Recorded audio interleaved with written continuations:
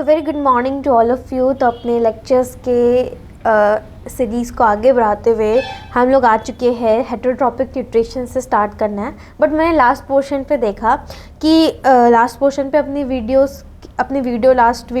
पे देखा कि ये वाले पोर्शन को मैंने एक्सप्लेन तो अच्छे से किया है, बट आई वांट कि मैंने कुछ चीज़ें छोड़ दी है जो मेरे ध्यान में नहीं था, because I was very tired that time. So इस वीडियो में इसको बता देती हूँ। So very sorry for those video. चलो देखो, now let us study how the plant obtain the carbon dioxide. कैसे प्लांट्स जो है वो कार्बन डाइऑक्साइड को ऑब्टेन करते हैं फ्रॉम दी बाहर के सराउंडिंग से। तो वो ऑब्टेन करते हैं थ्रू द गार्ड सेल। ये जो दिख रहा है फिगर में, इसी को हम लोग क्या बोलते हैं? इसी को हम लोग गार्ड सेल बोलते हैं। और ये जो फिगर देख रहा है बीन शेप्ड का, इसको हम लोग क्या बोलते हैं? पोर बोलते हैं। ये ओपन वाला है, ये जब क्लोज हो जाता है तब ऐसा दिखता है। ये जो दिख रहा है इसको गार्ड सेल्स बोलते हैं। ये हो गया पोर्स और इसको गार्ड सेल्स बोलते हैं। इसके अंदर वाले को पोर्स बोलते हैं जिससे एक्सचेंजिंग होती है। और ये जो ग्रीन ग्रीन दिख रहा है उसको हम लोग क्या बोलते हैं? क्लोरोप्लास्ट। एक बार रब करके भी समझा देती हूँ। ये गार्ड सेल जो दरवाजा है वो हो गए गार्ड सेल्स। ये जो पोर है जिससे बाहर और अंदर का रास्ता खुलता है उसको हम लोग, ये छेद जो है वो स्टोमेटल पोर हो गया। और बाहर जो ग्रीन ग्रीन दिख रहा है उसको क्लोरोप्लास्ट बोलते हैं। तो कार्बन डाइऑक्साइड की एक्सचेंजिंग इसी पोर्स के थ्रू होता है। We have talked about the stomata. हमने स्टोमेटा के बारे में पढ़ चुका है क्लास 9th में कि स्टोमेटा पोर्स होते हैं जो exchange of gases water with the environment help करता है करने में। जो टाइनी पोर्स होते हैं जो सरफेस ऑफ द लीव्स में अवेलेबल होते हैं। This are the tiny pores available on the surface of the leaf. Massive amount of gases exchange take place in the leaf through this pores for the purpose of photosynthesis. बहुत ज़्यादा amount में क्या होते हैं? Gases की exchange होती है। जैसे कि CO2 क्या होता है? O2 बाहर जाता है, CO2 अंदर लिया जाता है ना। देखो दिखाती हूँ। CO2 अंदर ली जाती है, O2 बाहर जाता है लार्ज अमाउंट में इसी पोर्स के थ्रू, क्योंकि फोटोसिंथेसिस के लिए CO2 चाहिए। और फोटोसिंथेसिस होने के बाद जो O2 रिलीज होता है वो भी इसी पोर्स के through out of the plants body जाता है। But it is important to note here exchange of gas occur across the surface of the stem, root and leaf. जहाँ जहाँ पे क्लोरोप्लास्ट प्रेजेंट है पूरे के पूरे प्लांट्स में, वहाँ पे स्टोमेटल पोर्स है। और वही स्टोमेटल पोर्स के थ्रू गैसेस का एक्सचेंजिंग होती है, वाटर्स का एक्सचेंजिंग होती है। इसको ट्रांसपिरेशन प्रोसेस बोलते हैं। ठीक है। लार्ज अमाउंट ऑफ वाटर भी इसी से लॉस्ट होते हैं। And the plant closes the pores when it is does not need carbon dioxide for photosynthesis. जब प्लांट्स को कार्बन डाइऑक्साइड नहीं चाहिए होता है तो ये पोर्स को गार्ड सेल को बोलती है अब मुझे नहीं लेना बाहर से कुछ, ये बंद हो जाते हैं। ठीक है। And there is so the organism the opening and closing of the pore is a function of the guard cell. ये जो गार्ड सेल ये दरवाजा है। जब प्लांट्स को चाहिए ये अपने आप को ओपन कर लेता है, जब प्लांट्स को नहीं चाहिए तो अपने आप को क्लोज कर लेता है। तो ये क्या है? दरवाजा है। ये इसका फंक्शन ही ओपन और क्लोज करना। और guard cell swell when the water flows into them. जब इसके अंदर पानी जाएगा तो सेल फूल जाता है, उसी तरह गार्ड सेल फूल जाता है। और जब इससे पानी निकल जाता है तो इट विल बिकम श्रिंक हो जाता है जब पानी निकल जाता है, और स्वेल हो जाता है जब पानी बढ़ जाता है। Like this. ये हो गया स्वेलिंग, ये हो गया श्रिंकिंग, जिसको ओपनिंग। या अगर तुम्हारा वाटर जो है वो यहाँ से निकल रहा है प्लांट की बॉडी से, जब निकल चुका है तो वो कुछ ऐसा बन जाएगा। क्यों हो जाएगा? क्योंकि ये क्लोज है ना, श्रिंक हो चुका है, सब पानी निकल चुका है, बंद कर दो। अब इसको जब बहुत पानी हो जाता है तब ये फूल जाता है, क्योंकि पानी निकालना है ना। तो दैट इज वाई कोल्ड। ये स्वेल हो गया मतलब पानी इसके अंदर आया है, एक्सेसिव वाटर प्रेजेंट है। और ये श्रिंक हो गया मतलब there is a losing of the water. यही चीज़ बोला गया। The guard cell swell when the water flows into them और causing the stomatal pore to open so that the water will evaporate out. लेकिन इसीलिए जब पोर क्लोज हो जाता है इसका मतलब पानी बाहर निकल चुका है और गार्ड सेल श्रिंक हो चुका है। I hope that in this video you will understand the whole paragraph betterly. अब आगे बढ़ते हैं। Based on the 2 statement performed above, जो 2 एक्टिविटीज़ तुमने ऊपर परफॉर्म की, इस एक्टिविटी में जो तुमने ऊपर 2 एक्टिविटीज़ परफॉर्म की, can we design as an experiment to demonstrate that sunlight is essential for photosynthesis. क्या हम कह सकते हैं सनलाइट जो है वो बहुत इंपॉर्टेंट होता है फोटोसिंथेसिस का? ऑफकोर्स, बिना सनलाइट के फोटोसिंथेसिस नहीं हो सकता। प्लांट्स को लाइट चाहिए फोटोसिंथेसिस करने के लिए। So far we have talked about how autotroph meet their energy requirement. अब हम लोग ने पढ़ लिया कि कैसे ऑटोट्रॉपिक ऑर्गेनिज्म जो अपने से खाना बनाती है रॉ मटेरियल का इस्तेमाल करके, और वो रॉ मटेरियल क्या है, CO2, H2O, sunlight and chlorophyll. ठीक है, water use in photosynthesis is taken up from the soil by the roots in terrestrial plants. अब क्या होता है, ये जो वाटर फोटोसिंथेसिस का प्रोसेस में CO2 और वाटर दोनों का इस्तेमाल हुआ था। तो CO2 तो एयर इन्वायरमेंट से आता था, लेकिन वाटर कहाँ से आता था, टेरेस्ट्रियल प्लांट से, रूट से आता था, टेरेस्ट्रियल प्लांट्स के रूट से आता था। और जो अदर मटेरियल उस नीचे सॉइल में पाया जाता है वो नाइट्रोजन होता है, फॉस्फोरस होता है, आयरन होता है, मैग्नीशियम होता है। ठीक है, इनको भी पानी के साथ वो लेके आता है। और नाइट्रोजन बहुत इंपॉर्टेंट कंपोनेंट होता है जिसको प्रोटीन बनाने में काम किया जाता है और अदर कंपोनेंट्स बनाने में। और दिस इज टेकन अप, ये कैसे आते हैं प्लांट्स के पास, ये इनऑर्गेनिक नाइट्राइट और नाइट्रेट के फॉर्म में आते हैं। और फिर उसके बाद प्लांट्स इस नाइट्रेट और नाइट्राइट को नाइट्रोजन में कन्वर्ट करके उससे प्रोटीन बनाता है जो उसको हेल्प करता है। और it is taken up as organic compound which have been prepared by bacteria from the atmospheric nitrogen. ये इनको हम लोग ऑर्गेनिक कंपाउंड के फॉर्म में लेते हैं क्योंकि इसके पास जो बैक्टीरिया होता है वो इनको क्या बनाता है, एटमॉस्फेरिक नाइट्रोजन से ऑर्गेनिक कंपाउंड में कन्वर्ट करता है। ठीक है, तो इनको हम लोग ऑर्गेनिक कंपाउंड्स के फॉर्म में लेते हैं जो बैक्टीरिया बनाता है फ्रॉम द एटमॉस्फेरिक नाइट्रोजन। ठीक है, मतलब इतना ही बोल रहा है। पहले तो तुमको 2 स्टेटमेंट पे यही पूछा, क्या पूछा कि फोटोसिंथेसिस प्रोसेस पे, कि फोटोसिंथेसिस प्रोसेस वो प्रोसेस है जिसमें सनलाइट की इंपॉर्टेंट ज़रूरी होती है, ये चीज़ का खुलासा हुआ। दूसरे पैराग्राफ में ये बोला जा रहा है कि जो तुम्हें CO2 की ज़रूरत पड़ती है फोटोसिंथेसिस करने में वो तुम एनवायरनमेंट से लेते हो, लेकिन जो वाटर की ज़रूरत पड़ती है वो तुम नीचे के सॉइल रूट की मदद से तुम टेकअप करते हो। तो रूट की मदद से तुम वाटर लेते हो, तो उसके साथ वाटर के साथ कुछ अदर मटेरियल्स भी आते हैं जैसे कि नाइट्रोजन, सल्फर, आयरन, मैग्नीशियम। उनमें से ये सारे चीज़ बहुत इंपॉर्टेंट है और बहुत न्यूट्रिटिव भी है, जिसमें से नाइट्रोजन जो है वो उसका तो इस्तेमाल प्रोटीन बनाने में किया जाता है और अदर कंपोनेंट्स बनाने में किया जाता है। इसीलिए इनको ऊपर लाया जाता है इनऑर्गेनिक नाइट्रेट और नाइट्राइट के फॉर्म में, या फिर इनको ऑर्गेनिक कंपाउंड के फॉर्म में ऊपर लाया जाता है। और ये ऑर्गेनिक कंपाउंड में बदलते किसके द्वारा है, बैक्टीरिया के द्वारा, जो क्या करता है, एटमॉस्फेरिक नाइट्रोजन की हेल्प से इनको ऑर्गेनिक कंपाउंड में बदलता है। और हम इनऑर्गेनिक कंपाउंड को, मतलब प्लांट्स इनऑर्गेनिक कंपाउंड को टेकअप करता है और टेकअप करके इसको जो प्रोटीन में या अदर कंपाउंड्स में बदलना होता है उनमें बदल देता है, इसको यूटिलाइज करता है for their usement. This is the whole upper part जो तुम्हें समझाना थोड़ा मुझे लगा कि मैंने थोड़ा उसको मतलब मैं शायद समझा नहीं पाई, या पता नहीं what about the next video, but मुझे चाहिए था कि तुम्हें best out of best content मिले और कोई चीज़ ना छूटे। तो जैसे मैंने प्रॉमिस किया वो हर चीज़ बताऊंगी। तो हेटरोट्रॉपिक न्यूट्रिशन मैंने पढ़ाया, ऑटोट्रॉपिक न्यूट्रिशन, ऑटोट्रॉपिक वैसा न्यूट्रिशन होता है जो कि क्या करते हैं, जो कि ऑटोट्रॉपिक वो न्यूट्रिशन होते हैं जो खुद से खाना बनाते हैं। और मैंने ये भी बता दिया ऊपर पिछले वीडियो में कि हेटरोट्रॉपिक न्यूट्रिशन वो न्यूट्रिशन होते हैं जो खुद से नहीं, वो ऑटोट्रॉपिक में डिपेंडेंट होते हैं। इनके भी 3 टाइप्स होते हैं बताया था, होलोजोइक,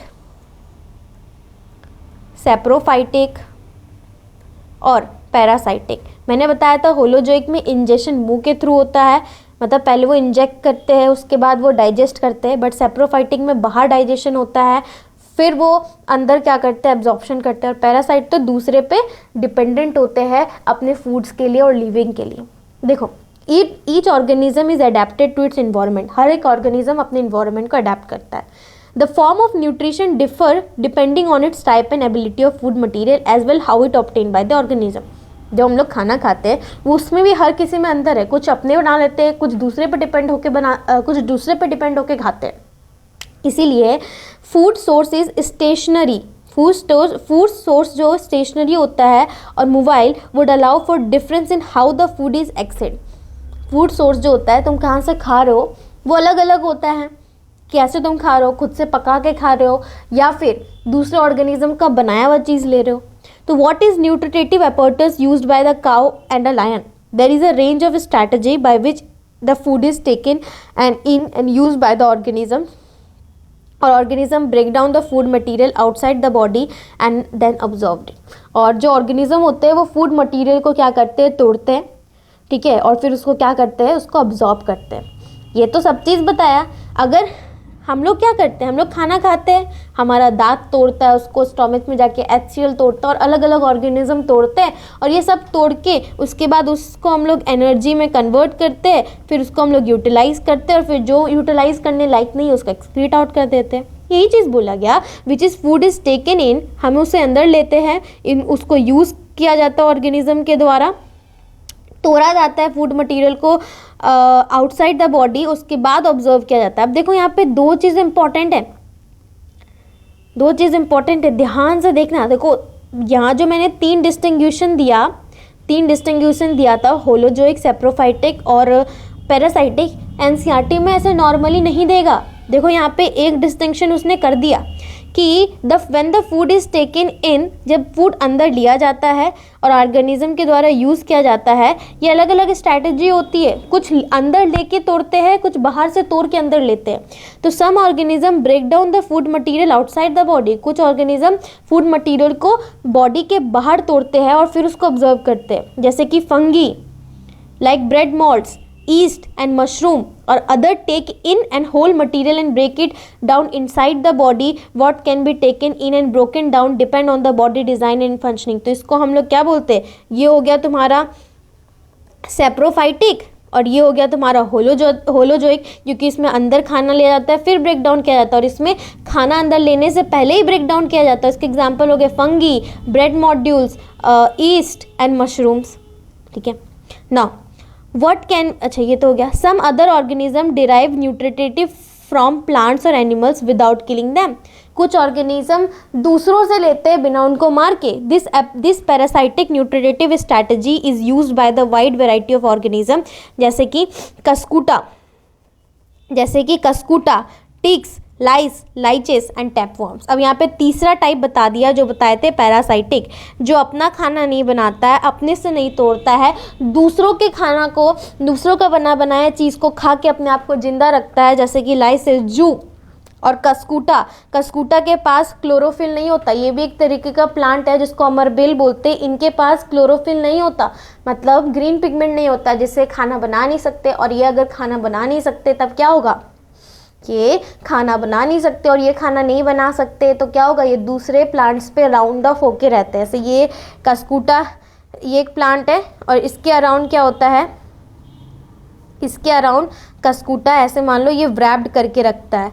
क्यों, इसी से ये क्या करता है, खाना लेता है और अपने आप को जिंदा रखता है, क्योंकि इसके पास क्लोरोफिल नहीं है तो खाना बना नहीं सकता, इसलिए वो दूसरे प्लांट से खाना एब्जॉर्ब करता है। तो वही चीज़ बोला गया कि कुछ ऑर्गेनिज्म जो होता है वो न्यूट्रिशंस को कैसे लेते हैं, सम ऑर्गेनिज्म जो होता है डिराइव न्यूट्रिशन फ्रॉम प्लांट और एनिमल बिना उनको मारे, मतलब लिविंग ऑर्गेनिज्म पे रह के। जैसे कि जू, किसी भी लिविंग ऑर्गेनिज्म के बाल के ऊपर रह के ना, वो तो इंसान भी जिंदा है और साथ ही साथ वो लाइचेस मतलब जू भी जिंदा है। कैसे, क्योंकि वो हमारा खून चूसता है, और वो खून चूसता है क्यों, क्योंकि वो खून चूसता है तो वो उसको हेल्प करता है जिंदा रहने में, और हम तो जिंदा ही है। तो ये लिविंग ऑर्गेनिज्म के ऊपर रह के अपनी लाइफ डिटरमाइन करते हैं, जैसे कि cuscuta, ticks, lice, leeches and tapeworms. I hope you understand the what are the heterotrophic और न्यूट्रिशन। अच्छा, how do organism obtain their nutrition since the food and the way it is obtain differ. कैसे वो खाना को obtain करते हैं, वो अलग अलग चीज़ होता है अलग अलग ऑर्गेनिज्म में। The digestive system is different in various organism, अलग अलग ऑर्गेनिज्म में उनका डाइजेस्टिव सिस्टम भी अलग होता है। In single cell organism the food may be taken in the by the entire surface. जो सिंगल सेल ऑर्गेनिज्म होगा यानी कि यूनिसेलुलर ऑर्गेनिज्म, वो खाना को पूरे सरफेस के थ्रू लेगा। जैसे हम मल्टी सेलुलर है तो हम अपने मुंह से खाना लेते हैं, लेकिन यूनिसेलुलर जो होगा वो खाना को सब मिलके लेगा, पूरे बॉडी से लेगा। तो but as the complexity of the organism increase, जैसे हम में कॉम्प्लेक्सिटी बढ़ गई, हम मल्टी सेलुलर में आ गए, अलग अलग part become specialize to function different. तो हमारा अलग अलग पार्ट बन गया जिससे हम काम करते हैं। हाथ से हम लोग खाना खाते हैं, मुंह से हम लोग खाना को अंदर ले जाते हैं, गला से हम लोग खाना को घोटते हैं, अंदर स्टोमच अदर फंक्शनिंग अलग अलग फंक्शन कर रहा है। हमारे पास अलग अलग ऑर्गेनिज्म है अलग अलग फंक्शन को करने के लिए, लेकिन यूनिसेलुलर तो एक ही है, वही सब फंक्शन करता है। तो उसकी पूरी एक बॉडी सारा खाना को इंजेक्ट करती है और एक्सक्रीट करना होता है तो उसी बॉडी से करता है। इसीलिए amoeba takes in food using temporary finger like extension of the cell surface which fuse over the food particle forming a food vacuole inside the body. Inside the food vacuole complex substances are broken down into similar ones which then diffuses into cytoplasm and the remaining undigested material is moved to the surface of the cell and thrown out in the अच्छा, अब ये एमोइबा का समझो। सबसे पहला unicellular organism, मैं तुम्हें समझा देती हूँ यहाँ पे क्या हुआ। यहाँ पे बोला एमोइबा एक इरेगुलर शेप का एक ऑर्गेनिज्म होता है। एमोइबा क्या होता है? एक इरेगुलर शेप का ऑर्गेनिज्म होता है जिसके बीच में न्यूक्लियस होता है। जब भी इसके आसपास फूड पार्टिकल आता है, ठीक है, जब भी इसके आसपास फूड पार्टिकल आता है तो ये क्या करता है? इसको इनगल्फ करने की कोशिश करता है और जैसे ये अपने बॉडी के एक्सटेंशन को बढ़ाता है, क्योंकि ये तो क्या होता है, इसका कोई प्रॉपर शेप नहीं होता, तो जैसे ये बॉडी के एक्सटेंशन को बढ़ाता है तो धीरे धीरे बढ़ा के क्लोज कर लेता है और अपने आप में इनगल्फ कर लेता है। और ये जो क्लोजिंग होता है, देखो ये जो क्लोजिंग होता है इसको हम लोग क्या बोलते हैं? सूडोपोडिया। इस प्रॉपर्टी को या इस हैबिट को इसका क्या बोलते हैं? सूडोपोडिया। अब तुम बोलोगे इसको पिसोडोपोडिया क्यों नहीं बोलते? क्योंकि पी साइलेंट होता है पहला, सूडोपोडिया बोलते हैं।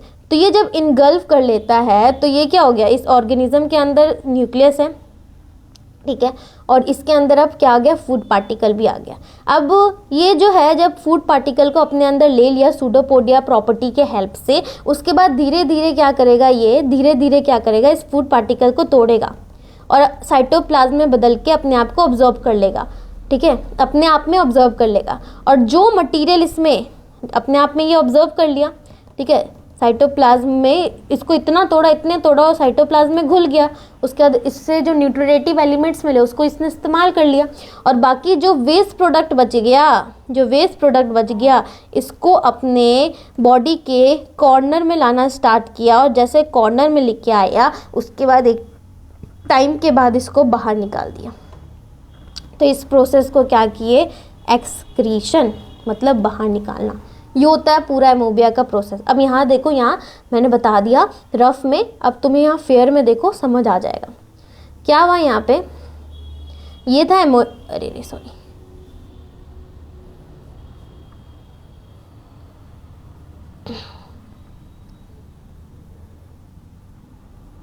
ये हो गया एमोएबा, ठीक है, इसके अंदर न्यूक्लियस है, देख लिया। अब फूड पार्टिकल है ये, इसको ये कैप्चर करने के लिए, इनगल्फ करने के लिए अपनी प्रॉपर्टी सूडोपोडिया का इस्तेमाल किया और इनगल्फ करने के लिए अपने इरेगुलर शेप को उसके आसपास फैलाया। और जब वो इसको प्रॉपरली इनगल्फ कर लिया bye joining it's both the side, मतलब ये ऐसे था ना और बीच में फूड पार्टिकल था, ये बढ़ते बढ़ते जब क्लोज कर लिया पूरा तो यहाँ पे एक वैक्यूल बन गई, बीच में फूड पार्टिकल और बाकी सब जगह खाली जगह, इसी को बोलते हैं फूड वैक्यूल। इसको क्या बोलते हैं? इसको हम लोग फूड वैक्यूल बोलते हैं। और ये फूड वैक्यूल जब बन गया तो फिर इसको धीरे धीरे करके इसको डाइजेस्ट किया, तोड़ा, और जब टूट गया तो इसके अपने अंदर लाके क्या कर लिया? टूट गया तो इसके अंदर लाके अपने आप को पूरी तरह न्यूट्रिटिव एलिमेंट से भर दिया। जहाँ पे इसको न्यूट्रिटिव एलिमेंट पहुँचाना था सब जगह पहुँचा दिया, उसको यूटिलाइज कर लिया, एनर्जी में बदल लिया। और बाकी जो वेस्ट प्रोडक्ट है उसको धीरे धीरे कॉर्नर पे लाके आउटसाइड कर दिया, एक्सक्रीट कर दिया, इन शॉर्ट बोला जाए तो। आई होप यू अंडरस्टैंड, मैं बहुत अच्छा से बताया। दूसरा ऑर्गेनिज्म है पैरामेशियम। पैरामेशियम भी यूनिसेलुलर होता है, which is also unicellular organism. The cell has definite shape but food is taken in at specific spot and food is moved to this spot by the movement of cilia which cover the entire surface of the cell. देखो मैं इसका rough figure बता देती हूँ। ये कुछ चप्पल का shape का होता है, ठीक है, और यहाँ पे उसका माउथ होता है जिससे वो फूड पार्टिकल्स को इनगल्फ करता है। यहाँ पे उसका माउथ होता है, बट इसके आउटर मोस्ट बॉडी पे क्या होता है? एक हेयर लाइक स्ट्रक्चर होता है जिसको सीलिया बोलता है। क्या बोलता है? सीलिया। और जब फूड पार्टिकल इसके आसपास आता है, मान लो ये फूड पार्टिकल है, जब इसके आसपास आता है तो ये जो सीलिया है यही हेल्प करता है कि इसको ऐसे मूवमेंट करा के बार बार फ्रेजाइल ऐसे मूवमेंट करा के इसको इस माउथ के पास लाए। और एक बार ये माउथ के पास आ गया तो ये बॉडी फिर इसको अंदर ले जाएगा, और एक बार ये इनगल्फ हो गया, मतलब इंजेक्शन हो गया, मतलब कि एक बार फूड पार्टिकल अंदर चला गया तो फिर उसका डाइजेशन होगा, यानी कि बॉडी पार्ट्स उसको पूरा तोड़ा जाएगा छोटे छोटे पार्टिकल में, फिर उसको अब्जॉर्ब किया जाएगा, उसके बाद उसको इस्तेमाल किया जाएगा, मतलब एनर्जी में कन्वर्ट करके उसका इस्तेमाल किया जाएगा, और जो वेस्ट प्रोडक्ट होगा उसको एक्सक्रीट आउट कर दिया जाएगा। ठीक है। अब न्यूट्रिशन इन ह्यूमन बींग्स एक नया टॉपिक है और बहुत बड़ा टॉपिक है, अपने आप में। तो इसको मैं तुम्हें नेक्स्ट वीडियो में पढ़ाऊंगी, और इवन बहुत ब्रीफ में। Thank you for watching.